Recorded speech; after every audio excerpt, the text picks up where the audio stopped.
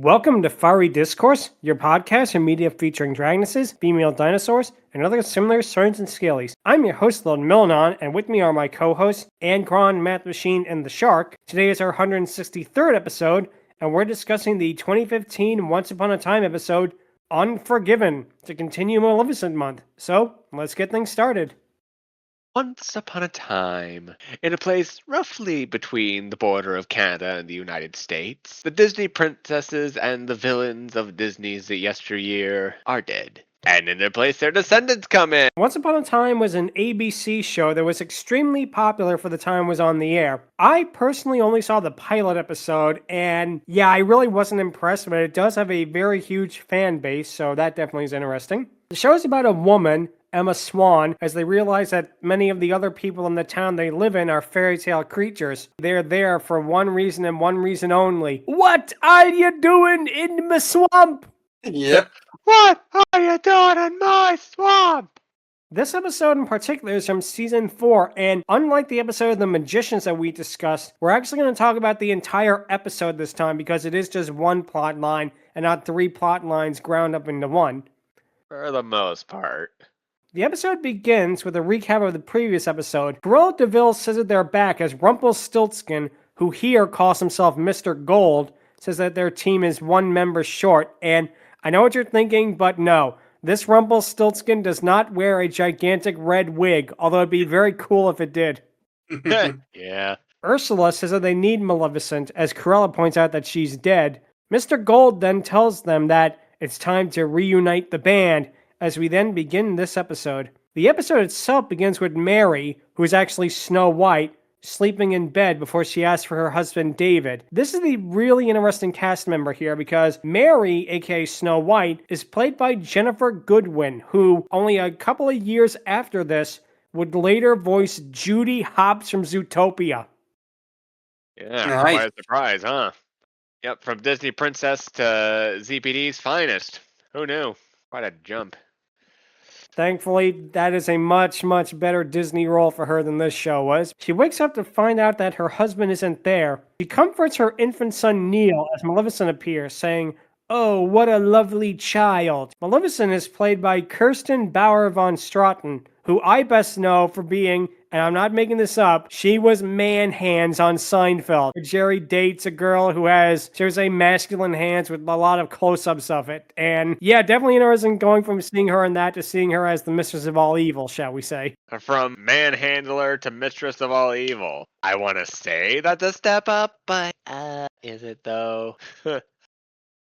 Snow White tells Maleficent to stay away from her son. Cruella and Ursula then appear, telling her that they shouldn't fear her as he has something else to be worried about. Maleficent says that he should fear the truth of what you did to me, as Neil then teleports into her hands. Snow White begs Maleficent not to hurt her family, but Maleficent says, "When I'm done, you won't have a family left to hurt." She then smirks evilly as the clock strikes again, waking up Snow as it turns out to be all just a dream. I'd like to once again point out a thing from last week's production. These are made-for-TV outfits. They're kind of cheap looking and a little bit goofy. They still look a hell of a lot better than most of the live-action movies.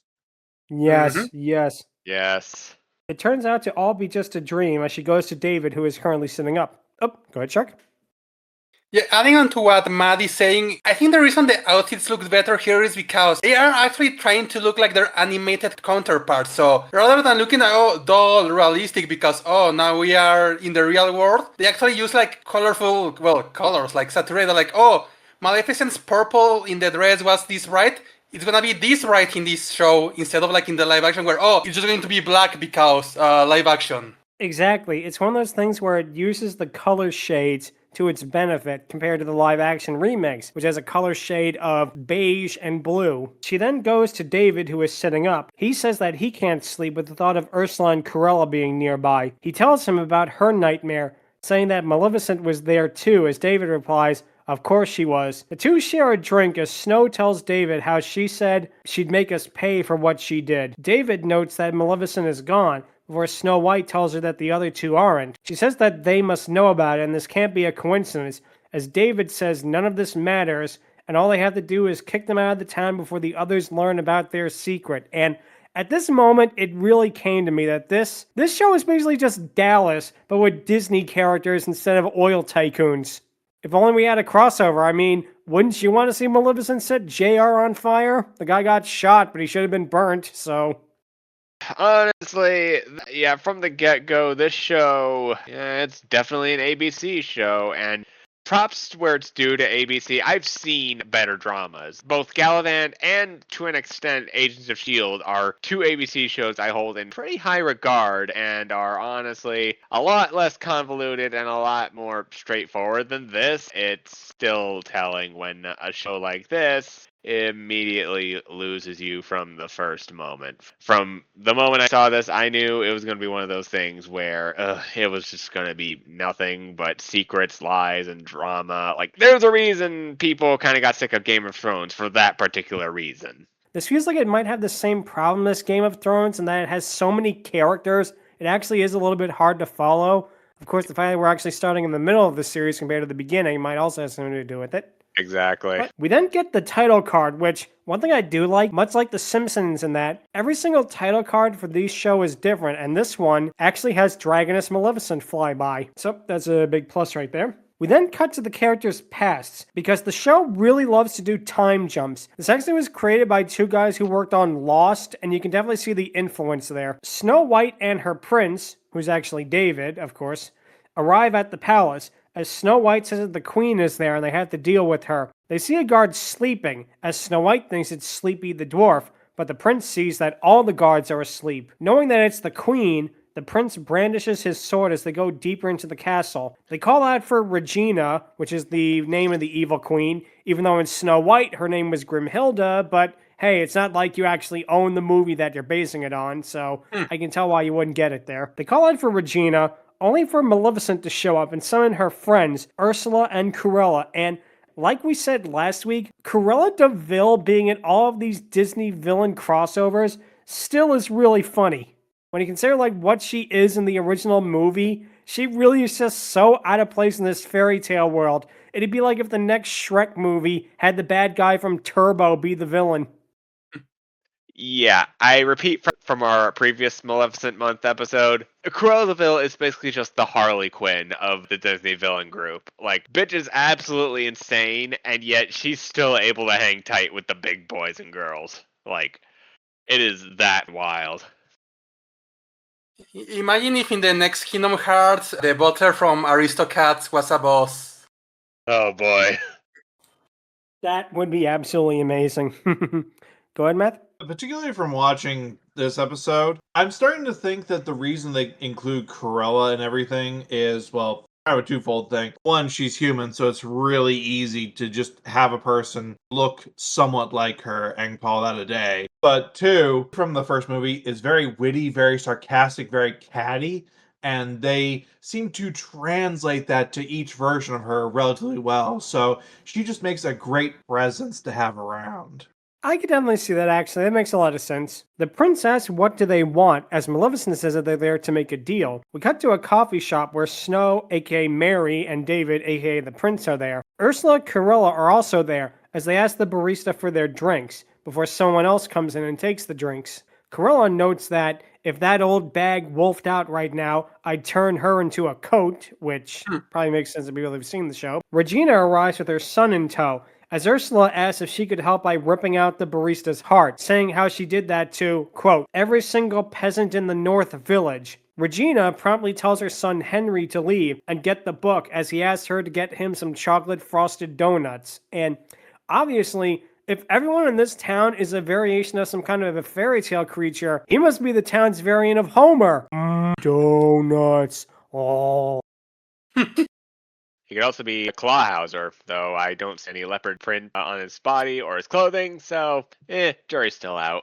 Regina then tells the other two that if they bring up her former sins to her son again, she'll push them across the town line, direct quote, faster than you could say costume jewelry. Cruella is offended by this, saying that she's wearing blood diamonds, which is something that I really did not expect this kind of a show to bring up. Ursula and Cruella then leave, as Snow and David approach Regina, asking how they can deal with the latest crisis. She says that Ursula and Cruella couldn't magic their way out of a paper bag, and they're there to seek redemption. Snow White says that you couldn't possibly believe that, as Regina says that if she didn't think it was a possibility, she wouldn't have left them in town in the first place. David says they have to keep their eyes on them 24/7, as Regina sarcastically tells them to go to the sheriff's office. As they leave, we see Emma arrive with a suave-looking man in a leather jacket. And when I first saw this moment, I thought he was supposed to be Captain Jack Sparrow, mostly because of his looks, and he's wearing a little medallion on his neck that looks really similar to the pieces of Aztec gold from the movie. So it's like, oh yeah, Jack Sparrow, that makes sense. No. This character, this suave, Tumblr sexy man looking guy, is Captain Hook. Ugh. I am still trying to piece together how you could take the Hans Conrad version, who, keep in mind, is still a really, really great character. I'm not saying he's not, but he's not this. It's like, it's not even the weirdest thing they do with characters in this show, which we'll get to in a little bit. Go ahead, Matt. To put this into perspective, he looks less like he's ready to start singing A Pirate's Life for Me, and more like, how bad can I me? I'm just doing some piracy. Oh my god. God. Loved that. I'm honestly morbidly curious to see just how the hell they did Mr. Smee. Like, if Captain Hook looks this good, they must have made Mr. Smee look like handsome Squidward. Wow. That or Tyrion Lannister. Yeah, I think the reason they did this is because, just like Matt says, Captain Hook is a bigger name, a more recognizable name than Jack Sparrow now, at least in the villain department. So it was like, oh, do we make Jack Sparrow? And no, if we're going to have a pirate, it has to be Captain Hook. So yeah, they're going for more recognizable names rather than how the character looks. Like, oh, if for some reason this character will fit someone like the villain from Atlantis more, but they will say, no, because that character isn't that well known. Make them Josh Crowd Frollo or something like that. Yeah, and to cap off our whole reaction to Captain Hook being a hunky bad boy, on the one hand, that one early 2000s Tinkerbell movie exists, where Tinkerbell, believe it or not, meets a very young and quite attractive Captain Hook. So it's not completely out of left field to see him like this. Well played, but not really. See, that actually does make sense. It actually fits into the Peter Pan timeline, but this is like, no. Also, I don't care how good looking you say this guy is, he will never have more sex appeal than the Tim Curry Captain Hook. Ursula acknowledges Hook as Emma asks if he knows her. He tells her that, I encountered many a vile creature on my voyages, as David arrives. David tells Emma that they have to leave, saying that Ursula and Cruella are up to something, and if they hurry, they can pick up the trail. Emma kisses Hook as they leave to see where they are going. We cut to Ursula and Cruella entering an antique shop owned by Belle. Belle actually says, if you try anything, I'll make you two hop out of here like toads, which makes you think if Jennifer Goodwin heard this line and said, hopping, maybe I could do something with that. Exactly. Belle then asks if they're there to kidnap her again, as Cruella says, oh, did we do that? It all blends together, which, I have to agree with Matt, her sarcastic remarks here are really a clever touch.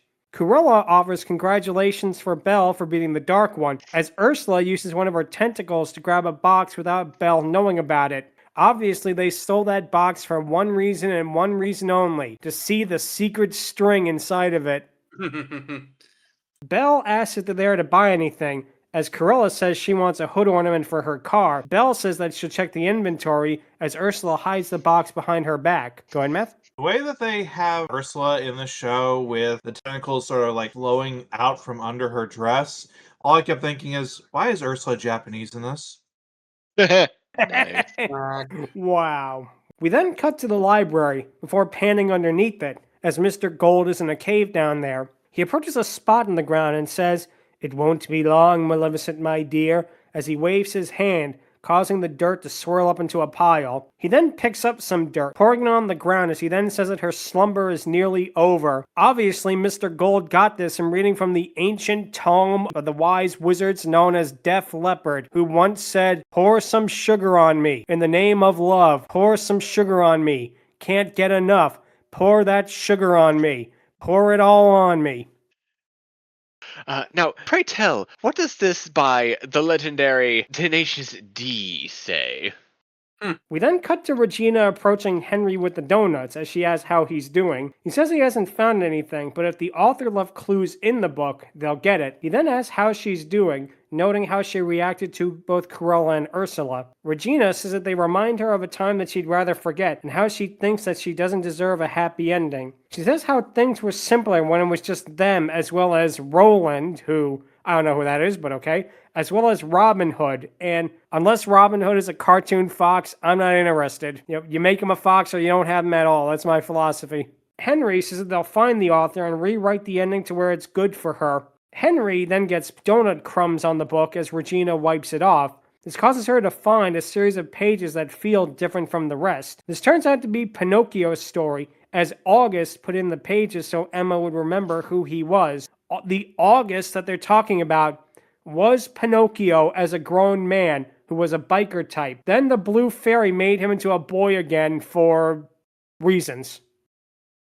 Okay. Yep.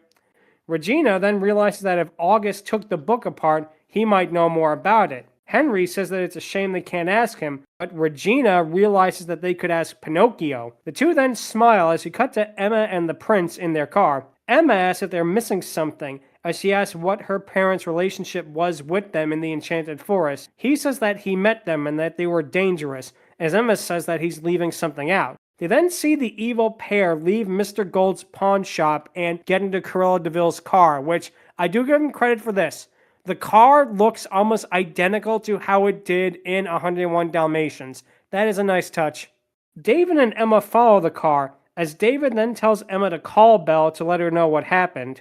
We then cut back to the past, where Snow White asks Maleficent why she needs her. Maleficent says that Regina stole the darkest of curses from her, with Cruella saying that it makes the poison apple look like a joke. Ursula says that it could threaten the entire enchanted forest, as the prince asks all of them if they should storm Regina's castle. Cruella snarks that if only your wits matched your looks, as Maleficent tells him about a magical tree in the woods that is the Tree of Wisdom. It could answer any question, including how to defeat Regina, but it needs the bravery of two heroes, which is why they need Snow White and the Prince.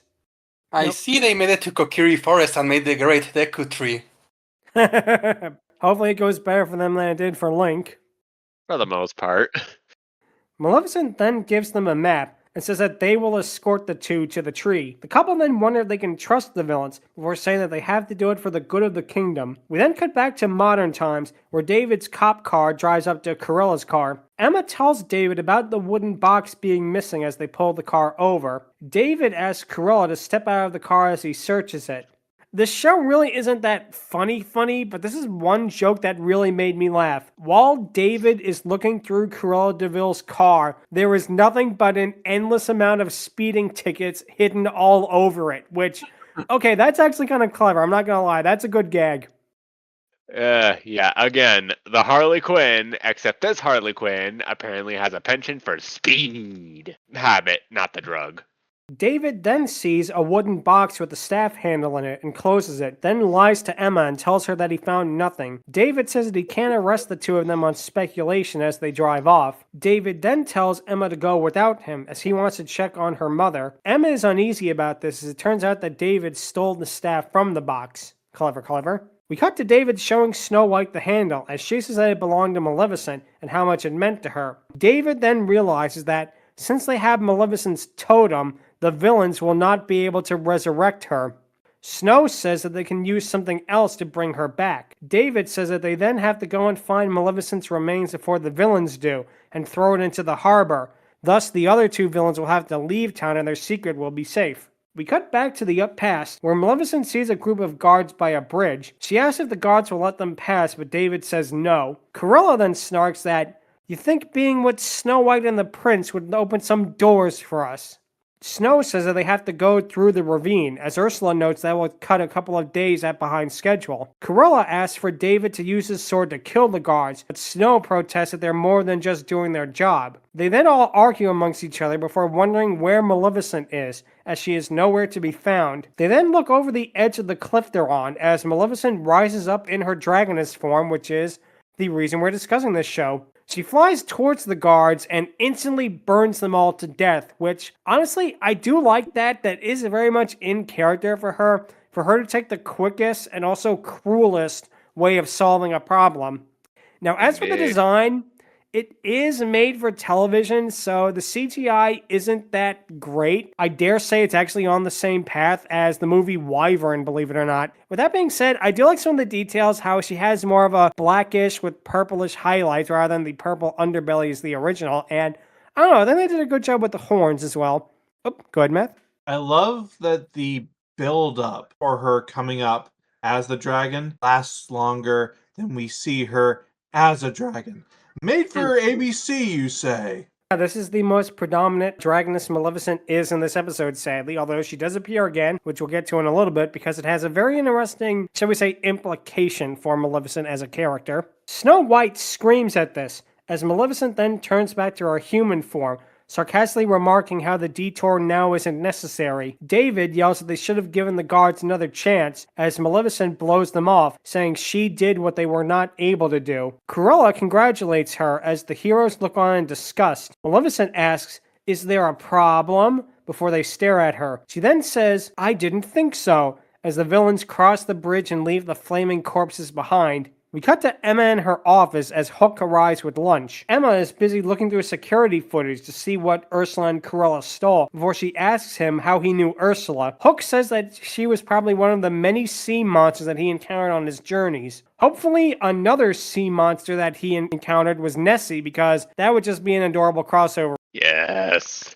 Emma asks what he means by that, as Hook says he doesn't remember. Emma says that he's obviously holding something back, as he doesn't know what to say. She says she doesn't know what to say either, as she then gets a notification on the computer and Hook leaves. We cut to Snow and David loading up a pickup truck with supplies before Emma arrives. She tells them that she found the box that is missing before saying how they can now arrest Cruella and Ursula for stealing it. David tells her not to be too hasty, as Emma is confused about how David is so hyped up an hour ago, and yet now he doesn't seem to care about it at all. Snow says that they're going for a hike in the mountains, as she then says that they got Ashley to watch over Neil. Emma is confused, wondering what is happening with them, and why they're acting like this big crisis suddenly doesn't matter. The pair lie and tell her that they're choosing to trust Ursula and Cruella because they only saw the worst in them and they want to improve things. Emma believes this and leaves, as Snow is worried about this being the right thing to do, with David saying it's the only way, because they won't learn the truth otherwise. We then cut to Regina showing Pinocchio the book. She asks if he recognizes any of it, as he says that he doesn't.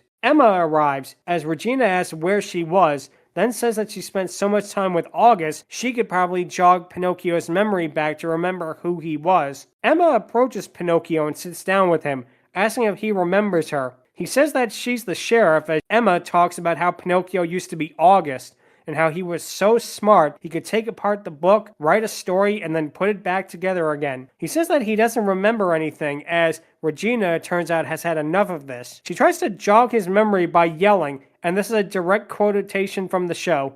"You lived in Phuket. You wore leather. You rode a motorcycle and you didn't shave." Really sounds like Pinocchio, or at least what Pinocchio would have become if he stayed at Pleasure Island.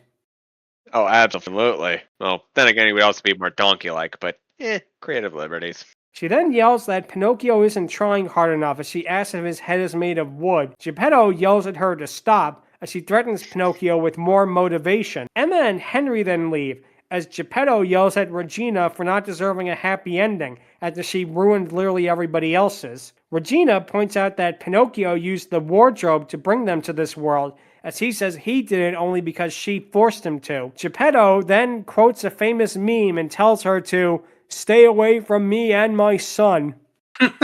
We cut to Snow and David in the tunnels, as Snow is upset about lying to Emma. She then notes that Cruella and Ursula have not been seen in town for days. David says that when they're rid of those villains, things will finally go back to normal. We then cut back to the past, where Maleficent wakes up the two of them, looking in their tent, only to see that they escaped without them. Maleficent snarls at this, then shoots out a stream of flame from her staff. We cut to Snow White and the prince finding the tree and approaching it. Seeing that it is surrounded by sacred stones, they place their hands on markings that conveniently have exact handprints on it, as they then ask about how they can defeat Regina. The tree glows yellow, and then it glows red as it launches them backwards, and man, the tree was a lot nicer to Twilight Sparkle than it ever was to Snow White. I don't know what the deal was there.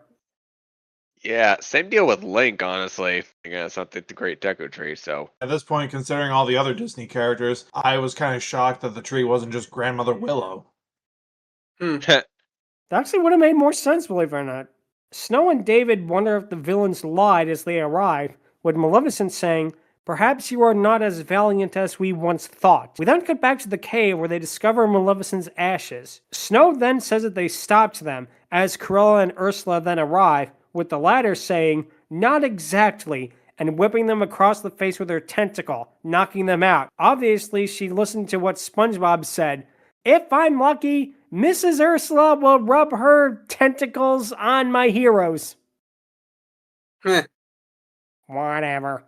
So she's going to fight Mermaid Madame Barnacle Boy. Now that would be something I'd want to see. We then cut to Regina approaches him. He tells her that he doesn't want her near Pinocchio again, as she says she wants to talk to him instead. He tells her that August told him nothing about the book, as she says that she's there to apologize. She realizes that if someone spoke to Henry like how she spoke to Pinocchio, she would have done something a lot worse to them. She's also frustrated about how her happy ending keeps getting knocked away from her as she apologizes to him. Geppetto says that after the blue fairy turned Pinocchio back into a little boy, he kept everything that August had, just in case he remembered who he was. He then gives her a backpack, saying there might be something in there that can help, and if his boy can't find out, maybe hers can. We then cut to Snow and David knocked out, as Ursula, Cruella, and Mr. Gold look over them. Mr. Gold says that, "I trust they don't suspect they had my hand in this," as the other two said that they didn't. He then asks if Belle knew about him, as Cruella says that he didn't.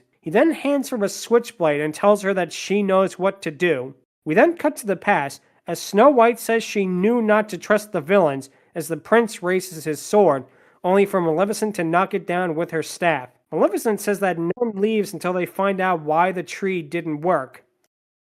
She then looks at Snow White and realizes that she is pregnant, shocking David. Before we get to the real reason why it's a shock, go ahead, Angron. Yeah, I just got a funny mental image on my head of like all the knights raising swords her, and she just like wraps them all down one by one. She passes by with her staff like, nope, nope, nope, nope, nope, nope, and especially nope. None may raise a sword to her, and she takes that quite literally. We then get to the weirdest part of the episode, at least for me, and that's saying a lot, people, considering how weird this has been so far. It turns out the reason that the Tree of Wisdom didn't work is because Snow White is pregnant, and although they're heroes, their child may not be. That is such weird logic. I actually had to pause the video for a second and just try to process it, because, like, what?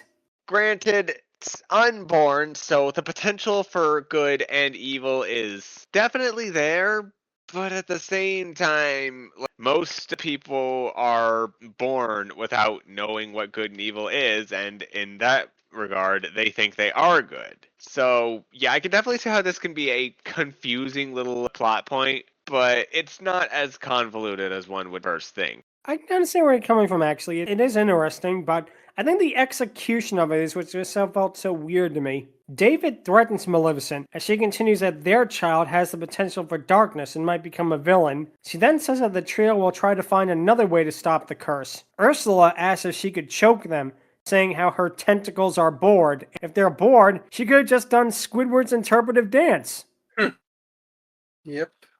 Maleficent tells her to leave them there, saying that the two heroes have great suffering in their future. We then cut back to the present day, where Cruella slices both their hands, waking them up. Snow asks what they're doing, as Cruella says that stealing the trinket was to fool the two of them, and to wake up Maleficent, they need something with a little more kick. Ursula explains that they need the blood from those who wronged her the most, as it drips onto the dust. The dust then swirls around before it turns to Maleficent in her dragoness form, then back to her human form as she is back to life. This is an interesting implication because this is at least how I read it. It implies that Maleficent's dragoness form is her true form, and that her human form is just a guise, which is very interesting if they're going that way. I always like when they do that, because of Ludmilla, that the dragoness form is their true self. I kind of got that vibe from that moment. It's like a maybe 2-second moment, but regardless, it is a creative one. I have to give him credit for that. Maleficent then notes that Snow White and the prince are there,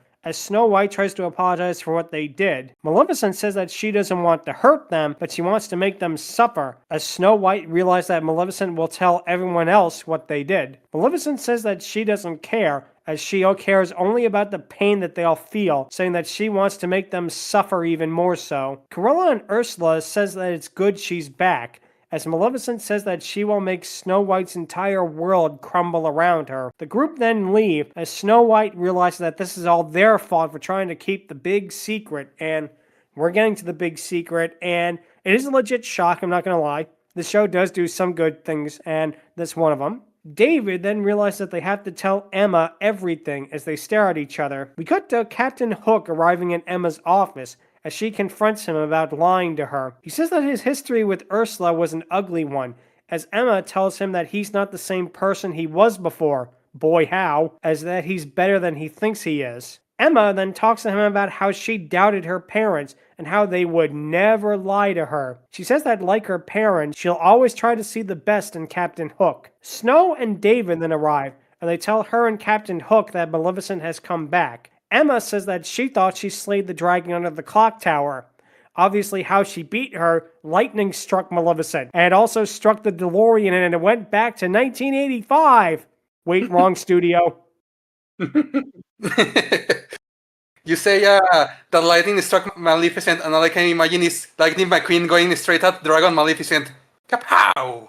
I think it's flattened. Oh, that's great too. Captain Hook says that he thought she was a mummified beast. David says that she's back to her old self now, as Emma asks why are the villains doing this. Snow White lies yet again, and says it's because they're the villains and we are the heroes. We then cut back to Snow White in the past, as she wakes up to see Maleficent standing by the foot of her bed. She says that the reason she came to Snow White is because both of them are pregnant. It is for this reason that they must stop the curse for the good of their children. Snow White is horrified at this, saying that dealing with darkness is too risky. Maleficent is shocked, saying that they'll put the entire kingdom at risk just to ensure her child is a hero. Snow White says that her and her husband will win, but they will not compromise who they are to do it. We then cut back to the town, where Snow White meets up with Regina, telling her that Maleficent is back. Snow White tells her that the villains want to destroy all the happy endings, and they want Regina to go undercover as a villain again. Regina asks why, as Snow White asks her if she could keep a secret, one that Emma could never know about. Snow White tells Regina how Emma was born with the potential for great darkness, and she says that she ensured Emma would be good and went to extraordinary lengths in order to do so. Regina asks why, as Snow says it's the same reason why Regina doesn't talk about her sins to Henry. We cut to Henry searching through papers as he finds a mysterious door, then to Emma and Hook walking at night. As Snow White continues to narrate that if Emma finds out about the truth, she'll lose faith in them, and then succumb to the darkness within her heart. We cut to Mr. Gold watching Belle kissing someone else, as Snow White says that when they betray people, that changes everything. We then cut to Maleficent, Ursula, and Cruella as they all stand over a hillside. It turns out that the staff turns out to be a baby rattle as Maleficent begins to cry. Regina asks what Snow White means by all this, as Snow White says the big reveal. Because of them, Maleficent lost her child. Dun dun dun! What a twist. And I want to point out one thing. I couldn't find out what the identity of Maleficent's child was. I found out who her husband was. Maleficent was married to Zorro. What? I don't know. Yeah, in canon. In this show, her husband was Zorro. Of course, that's why the 1950s Zorro show ended. She lit Sergeant Garcia on fire. It's so obvious. I mean, the same could honestly be said for the Antonio Banderas movies. I would also like to point out Maleficent being married to Zorro shows that even before Disney became known as the company that just buys all the IPs, they had a lot of IPs. Yeah. Oh, yeah. That's not all, because if you thought this was weird, boy, do we have a lot more to talk about before we get to the question of the week. Because this is probably the biggest and weirdest thing I could find about this show. A reoccurring character in this, and I want to preface this, Disney ABC-owned show was Nurse Ratched from One Flew Over the Cuckoo's Nest. And if you're wondering why that's so weird, Disney does not own the film rights to One Flew Over the Cuckoo's Nest. That is Warner Brothers. And you can't even say like, oh, they just made a character that looks like Nurse Ratched. It's not the real character. They call her Nurse Ratched and she looks exactly like Louise Fletcher. That is so weird because now we're taking a realistic drama movie and now we're saying, oh yeah, and it's set in the same universe as Sleeping Beauty. It's like when you have to stop and think about it, it's crazy. At one point, there's a part where they go to an insane asylum and I believe David and Emma run into the chief from One Flew Over the Cuckoo's Nest. And it's like,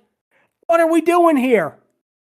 I think this is the closest we will ever get to a legit collab between WB and Disney without either having much input in a show like this. Other characters from the show includes Prince Ahmed, and I would like to point out, this is not Prince Ahmed from Aladdin, the guy who tries to marry Jasmine and then gets his pants ripped by Raja. No, this is Prince Ahmed from the German animated film of the same name. The one that's done in cutout motion. If you haven't seen it, it's absolutely beautiful. Please watch it. But that just shocked me that they have this character show up. They had characters from Wizard of Oz show up, Frankenstein's monster, the Count of Monte Cristo, and Merida from Brave, amongst many, many other characters. So I think they went to the Fortnite school of crossovers. I mean, most of the characters here are already in there.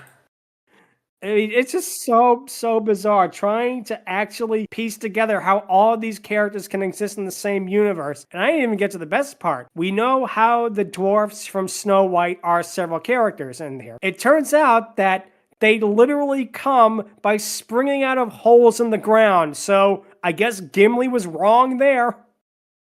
Yeesh. Yep. Once Upon a Time is definitely a bizarre show, but I can see why it has its fans, because anything this weird, with this kind of wacky energy, I have to give them credit. I give them credit for that, believe it or not. Yeah, I agree to an extent. Like, on the surface, pretty much sounds like Descendants, except minus the 2000s teen pop drama. And I do see some of that in here, and there are some concepts that definitely seem like they would be well executed. In execution, however, it's basically just another drama from ABC that sadly did not grip me as much as other dramas did. Like, Gallivant and Agent of S.H.I.E.L.D. gripped me a lot more than this did, but that's not to say it didn't have anything of value in this. I could keep with the weirdness, but yeah, the drama kind of took me out of it the moment it got to that.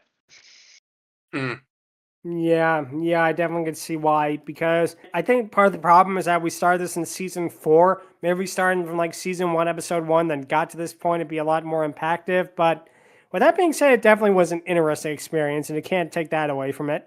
Now it is time for the question of the week, which is, what is your favorite lore reimagining? And we don't mean lore like the Star Trek character. Wah, wah.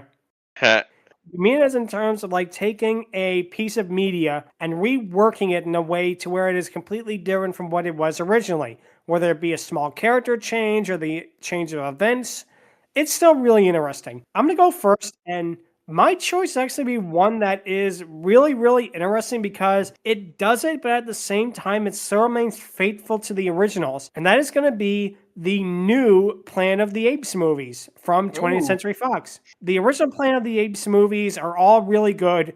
I am one of the opinion that, aside from the Tim Burton version, there really has not been a bad Planet of the Apes movie. Even Battle for Planet of the Apes has a lot of good moments. However, what they did with the new trilogy, they took the origin of Planet of the Apes and they actually made it more realistic, because in the original timeline, how Planet of the Apes started was Cornelius and Zira go through a time warp and have a kid. That kid grows up to be Caesar. There's a virus that kills off all cats and dogs, so people use apes as pets and labor, and the apes rise up against humanity, thus causing the events of Planet of the Apes. But the newer version makes it so much more realistic compared to the 1970s versions, which, don't get me wrong, they are still great movies. But the newer version, I just feels a little more real in a way. and it has amazing motion capture work, like some of the absolute best. The reason I point that out is because why it's so faithful to the original, in the first film, Rise of the Planet of the Apes,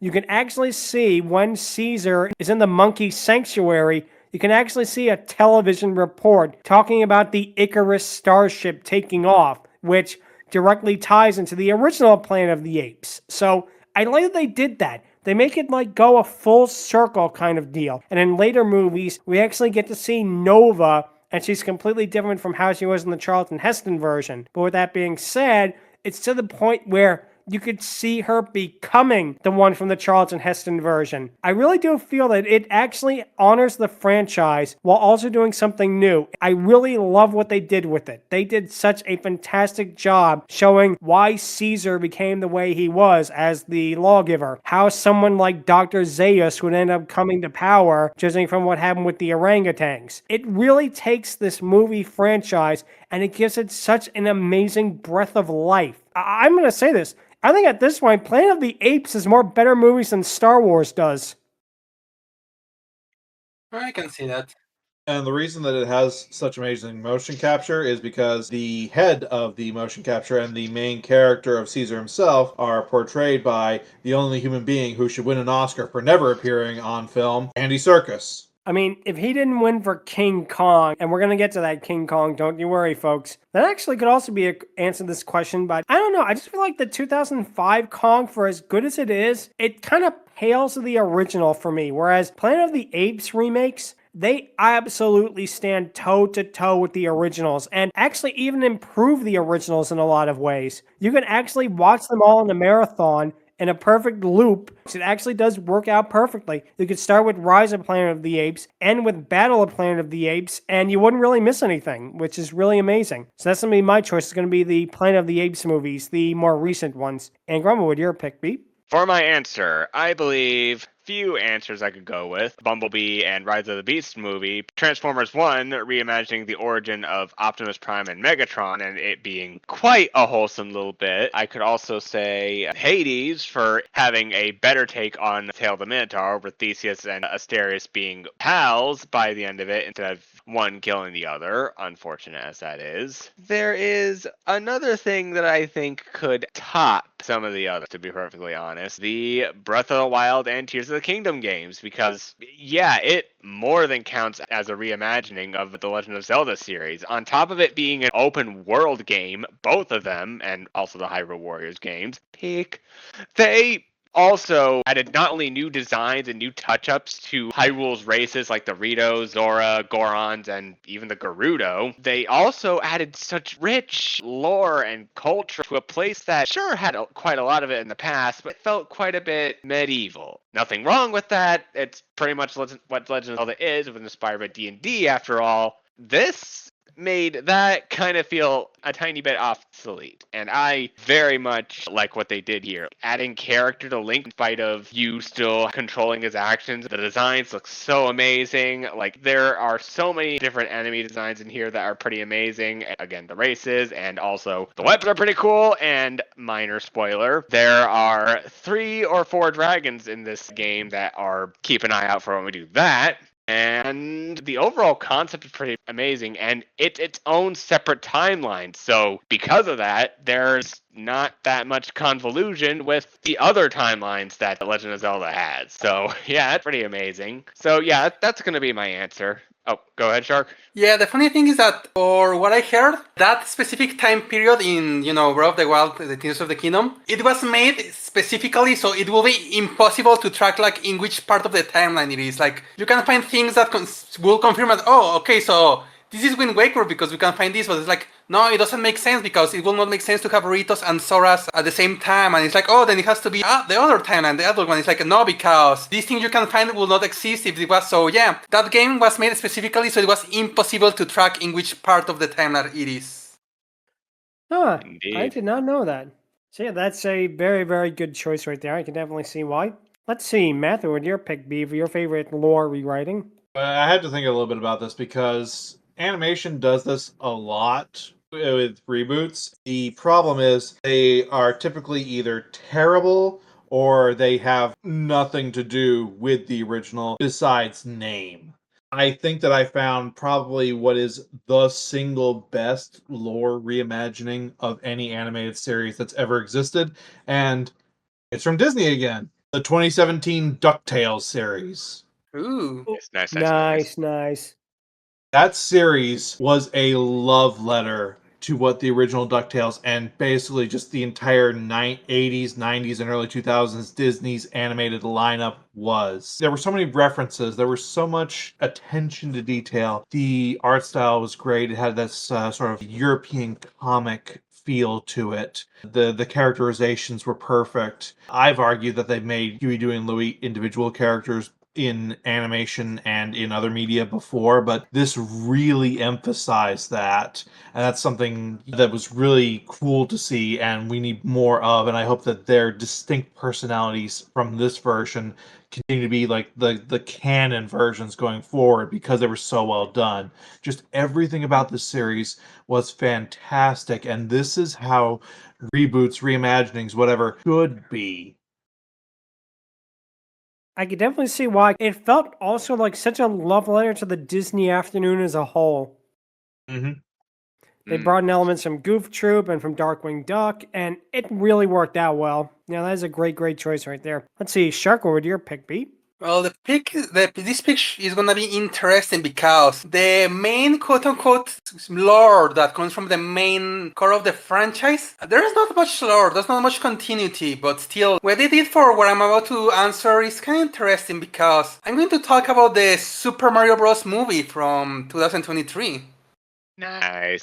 So yeah, we all know the games, we all know that basically it's simple stuff like, oh, Bowser kidnapped Peach, and oh, she took him to space this time, oh, it was in a vacation and all of that, or, Luigi's Mansion and all of that. But honestly, when it comes to lore, the main games doesn't have much going on. Like, oh, well, Mario and Luigi came by seagulls, Yoshi held them, and then one day Mario went to the Mushroom Kingdom, saved Peach, and the rest was history. Then there comes the movie that has its own continuity, his own story. Like, oh, no, in this timeline, Mario and Luigi are from Earth. It's like in the cartoon, they were in Brooklyn, they went through a pipe, and they found the Mushroom Kingdom, and well, we can see some interesting differences between the games and the movie. Like, oh, in the movie, Bowser is actually like evil with his minions. He treats them badly. It's not like in the games. Or like, oh, in this continuity, Peach might be from the Mushroom Kingdom, we don't know, because part of what makes this answer stronger is Galaxy. The next movie that's coming up in a few weeks seems to be expanding the lore, like, oh, okay, actually, the different areas are actually different planets, different galaxies. Oh, we can see Piantas in this planet, which means like, oh, is Mario Sunshine going to be in a completely separate planet this time? Is there eventually going to be like a haunted world where